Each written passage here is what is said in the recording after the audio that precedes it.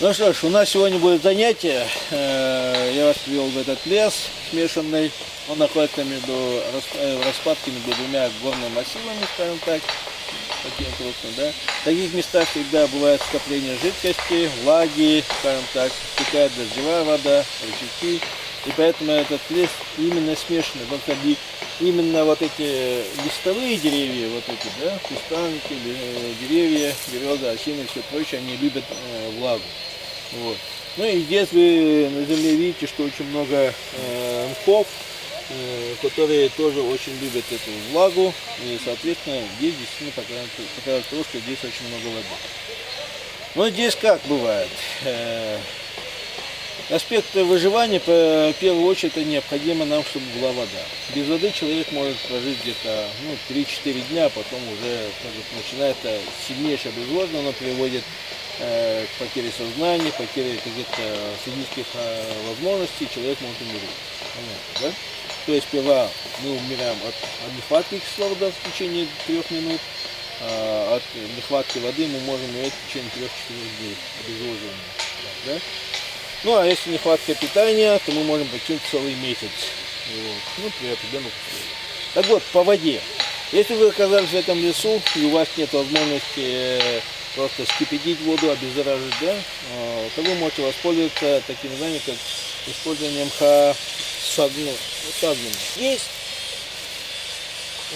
Есть растет мох, который вы можете видеть. Вот он, да. Вот. Он отличается от обычных кукушечного льна, который имеет распространение от одной веточки несколько кустиков. Он идет как бы как одно дерево, видите, да? Вот это сфагнум.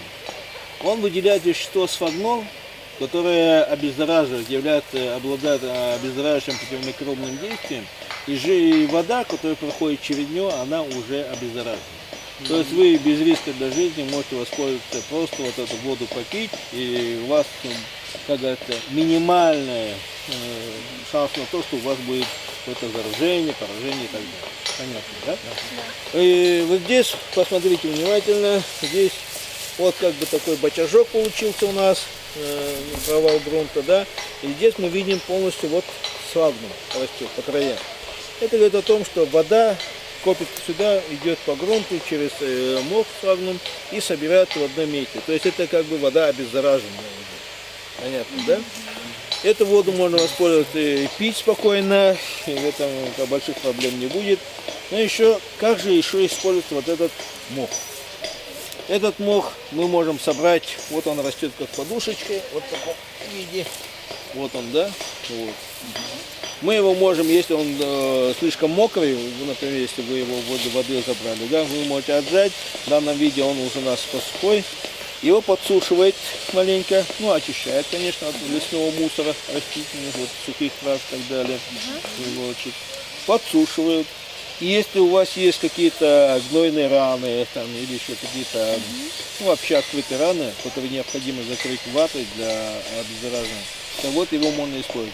Он впитывает гной, убивает микробы. То есть вот в старину его используют именно для заживления гнойных ран.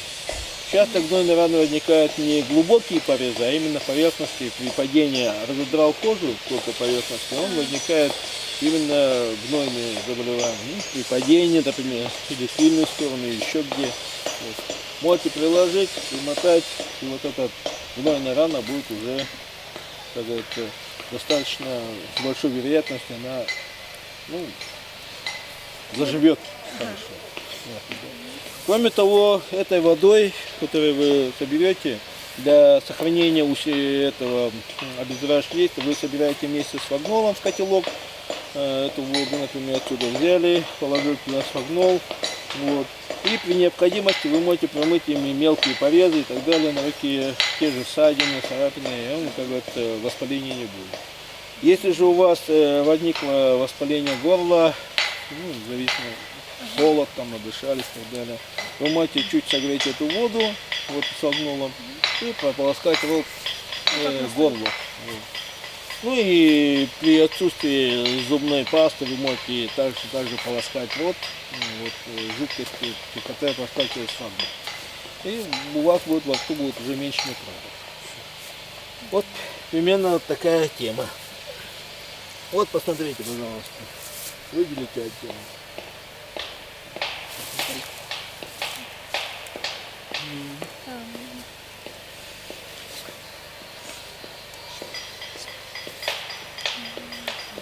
Ну и вода вот, которая здесь есть, она вот сама по себе прозрачная, чистая.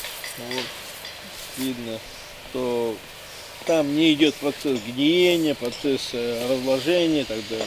Если вода была бы не проходила через сфагнол, там нет, то есть не через сфагнол, там нет сфагнола, то там вот эти листья, там все прочее гнили бы, и вода была бы буроватая, такой грязный сразу видно было. А так вода чистая, те же листья, которые там лежат, они так и лежат, просто они намокли, и все.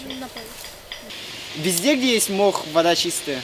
Ну, здесь надо уточнить, конечно, этот аспект я забыл, что вот кукушкин лен есть такой мох, он имеет совсем другое строение, в отличие от нашего сфагнола, он имеет ветвистое строение, вот, он не обладает таким свойством, поэтому вот необходимо знать конкретно, что из себя представляет сфагнол, вот, и сфагнум, да, сфагнум мох. Если вы встречаетесь с мох, где если растет кукушкин лен, то он не обладает очищающим свойством, соответственно, им нельзя А как их пользоваться. отличить? Ну, вы берете мох, вот этот, отрываете. Если у вас получается один такой столбик, такой чистенький, вот этот мох получается, один длинный, такая как ниточка, да, это сфагнум. Если же вы отрываете, и у нее получается, как из одной веточки растет несколько таких как бы стволов идет, да, вот так. Она как бы обычно вот так бывает. И здесь несколько, вот как пальцы вот на руке, да. Это кукушкин лен. И у него еще бывает там, ну, это уже по ботанике, если хотите, вы можете уточнить. Но так, самое характерное особенность, если у вас мох, вы вырываете мох и отрываете одну осыпь, и если он у вас представляет собой как бы одну веточку длинную, без разветвлений, то это сфагнум. Понятно, да?